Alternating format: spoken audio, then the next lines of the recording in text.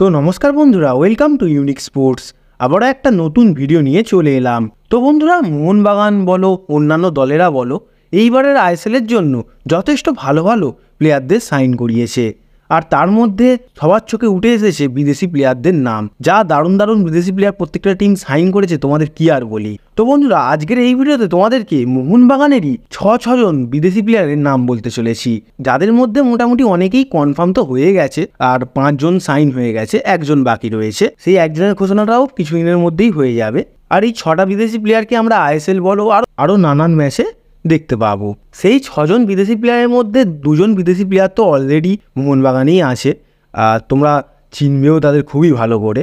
তো চলো শুরু করা যাক। মোটামুটি অল্প স্বল্পভাবে তাদের নাম এবং তাদের কীর্তিকলাপ বিবরণে তোমাদের জানাচ্ছি। তো সবার প্রথমে মোহনবাগানের সবচেয়ে ফেভারিট প্লেয়ার বা মোহনবাগান সমর্থকদের সবচেয়ে ফেভারিট প্লেয়ার দিমিত্রি পেট্রাটোস। এই প্লেয়ারটি যথেষ্ট ভালো লেভেলের প্লেয়ার, আর এই প্লেয়ারটি মোহনবাগানের জন্য কি করেছে সেটা তো আর এক্সট্রা করে কিছু বলতে লাগবে না। তোমরা সকলেই দেখেছো যে এই প্লেয়ারটি মোহনবাগানের হয়ে কন্টিনিউয়াস দুর্দান্ত লেভেলের পারফরমেন্স দিয়ে আসে। আর দ্বিতীয় প্লেয়ারটি হলো জেসন কামিং।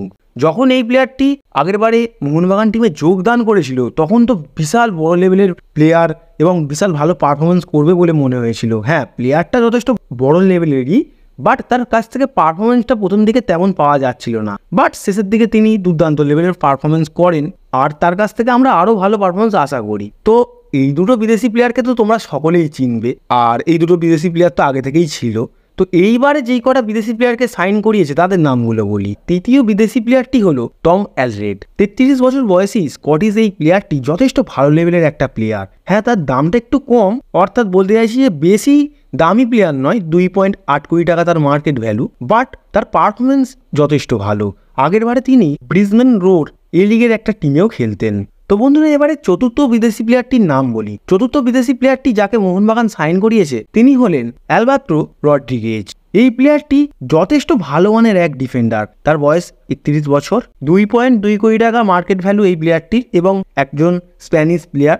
তাছাড়াও এই প্লেয়ারটি যথেষ্ট হাইটও রয়েছে, আর তার ডিফেন্ডিং ক্ষমতাও দুর্দান্ত লেভেলের, অর্থাৎ একটা ভালো মানের ডিফেন্ডার বলতে পারো। তোমাদের বন্ধুরা একটা কথা বলতে পারি, এই প্লেয়ারটি অত নামি প্লেয়ার নয়, বাট এই প্লেয়ারটির কোয়ালিটি যথেষ্টই ভালো। এবারে 5 নম্বর বিদেশি প্লেয়ারের কথা বলি।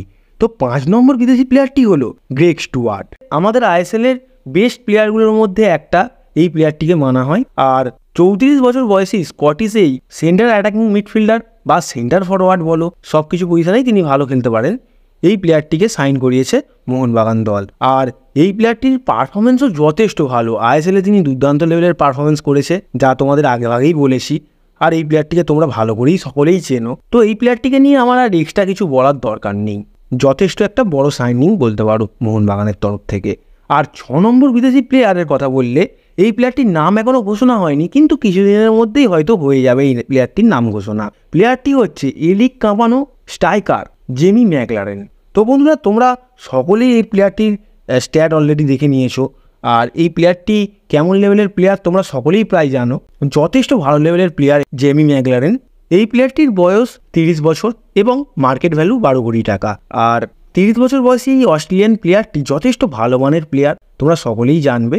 আর আশা করি 29 তারিখ অর্থাৎ মোহনবাগান ডের দিনকেই হয়তো এই প্লেয়ারটির নাম অফিসিয়ালভাবে অ্যানাউন্সমেন্ট করে দেবে মোহনবাগান দল। তো বন্ধুরা, এই প্লেয়ারটির নাম ঘোষণাটাই বাকি রয়ে গেছে, যেটা কিছুদিনের মধ্যেই হয়ে যাবে। আর প্লেয়ারটি যথেষ্ট বড় লেভেলের প্লেয়ার, তার কাছ থেকে আমরা ভালো পারফরমেন্সই আশা করবো। আইএসএলে দেখা যাক তিনি কেমন পারফরমেন্স করেন। তো বন্ধুরা, আজকের ভিডিওটা এতটুকুই। আর তোমাদের সবচেয়ে প্রিয় বিদেশি প্লেয়ারের নামটা তোমরা কিন্তু কমেন্টে জানাতে ভুলো না। আর চ্যানেলে নতুন হলে চ্যানেলটিকে সাবস্ক্রাইব করে নাও।